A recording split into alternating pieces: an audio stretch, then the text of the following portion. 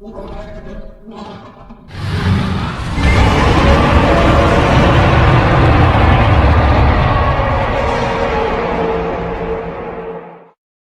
Hiram Lincoln returned to Earth, he set his plan into motion. He used the DNA to create an army of Shinigamioraptors to invade the planet. By the time Dr. Redwood, Lightblood, and the Magnusians returned to Earth, the planet was in ruins and crawling with monsters. Thousands of Shinigamioraptors swarmed all over the world attacking humans, and Dr. Redwood knew that they needed to be stopped. But how?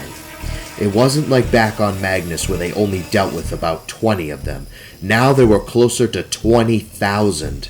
Despite the odds not being in their favor, Dr. Redwood urged the Magnusians to fight the threat no matter what, and the war for Earth began.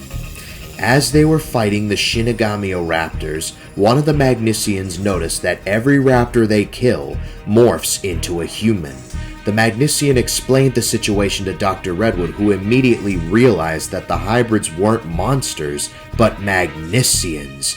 This would explain their ability to talk, high intelligence, and their humanoid hands. Redwood came to the conclusion that Hiram must have kidnapped some of the Magnusians to experiment on them. One of the Shinigamioraptors then rushed towards Dr. Redwood and pounced on him. It started talking to him in a raspy voice, and it was trying to tell him something. It uttered, "Help us!" and it did so 5 times before one of the Magnusians killed it. Dr. Redwood then told the Magnusian that they needed to create an antidote, and fast. What made the situation worse was that the Shinigamioraptors were attacking the humans, and they infected them, turning them into raptors. Dr. Redwood needed to return to his lab in order to make the antidote. He first needed a sample of Magnusian DNA, which one of the Magnusians were willing to give him, and he also needed human blood, which Dr. Redwood extracted from himself. Once he got all the ingredients that he needed in his lab, Redwood got to work. He needed enough time to perfect it, which meant that the Magnusians had to hold off the Shinigamioraptors for as long as they could. Once finished, he needed to find a way to get the antidote to as many of the hybrids and as fast as possible. Then he remembered the giant tower in his hometown square, and he rushed over to it and started climbing to the top. Once at the top, he tried to install the antidote to the tower, but was stopped by none other than Hiram, who held Redwood at gunpoint. Dr. Redwood tried to convince his former best friend that what he was doing was wrong, but Hiram wouldn't budge and proceeded to use the DNA on himself. Robert watched in horror as Hiram transformed into a Shinigamioraptor. The monster attacked Redwood, and he knew he had to defeat the beast. He tried his best to stop Lincoln, but he was too powerful for a human. As Hiram was about to kill Redwood, Lightblood saves him and holds off the beast long enough for Redwood to administer the antidote.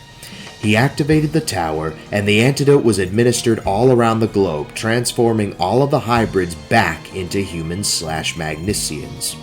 An angry Hiram, who had transformed back into a human as well, swore to Redwood that he would return with bigger and better monsters, and that he would dominate Earth no matter what it took. "You may have won this battle, but you will never win the war," he said before hitching a ride on a pterodactyl, which he took back to Earth. Dr. Redwood, along with Lightblood, climbed back down to meet up with the other Magnusians who were celebrating. Everyone thought it was over, but they were wrong. Then they heard a loud rumbling noise followed by the ground cracking. Then, from underground, came a giant mutant hybrid. Then Hiram flew over and introduced them to the Shinigamioraptors, or the king god of death, and told the group that he looks angry, before flying off on the pterodactyl laughing.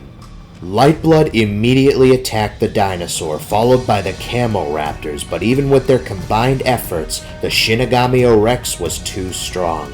It killed all of the Camoraptors and knocked out Lightblood. Dr. Redwood stated that they needed something bigger to bring the beast down, so the Magnusians contacted Magnus to bring a Deus Tyrannus into the battlefield. As soon as the Deus Tyrannus was on Earth, it roared at the mutant before charging at it. The two began to fight, but the Deus Tyrannus was quickly overpowered. The Magnusians realized that they needed something bigger and knew just the candidate. They called for a Mortem Supremus to enter the battlefield, which was brought to Earth where it joined the fight. However, even with the combined efforts of the two apex predators, the beast was still too strong. As the Shinigamioraptors was about to finish the two off, Lightblood, who had regained her consciousness, pounced on the mutant, distracting him long enough for the Deus Tyrannus and Mortem Supremus to recover and join her. The three then took turns throwing strikes at the hybrid, overwhelming it. The Shinigamioraptors was finally defeated when the Deus Tyrannus pinned it to the ground and used his powerful jaws to rip the hybrid's head off, killing it. Then it let out a loud roar in victory. There were thousands of casualties from both sides during this war, and it was considered one of the most catastrophic events in Earth's history. The Magnusians returned the Magnusaurs back to Magnus, and then they themselves returned to the planet, leaving a very confused Dr. Redwood, wondering if Hiram will ever realize what he did. Speaking of Hiram, he was trying to escape back to Magnus on his pterodactyl when there was a loud gunshot. It was the U.S. military. One of the soldiers had shot the pterodactyl down, causing Hiram to fall to the ground. He survived the fall but was captured by the military and arrested for his crimes. A few days pass and Dr. Redwood returns to Magnus to find that the planet is flourishing once more, and the Magnusians celebrate the heroic efforts of their creator. They asked what was next for the experiment, but Redwood explained that he had done his part and said that it was time to let nature take its course. He spent about a week on Magnus until he finally returned to Earth. He went to his lab and took one last look at his cameras on Magnus before shutting them off and closing the doors to his lab. Meanwhile, in an insane asylum, Hiram swore that one day he would return and get revenge on Robert once and for all before laughing maniacally.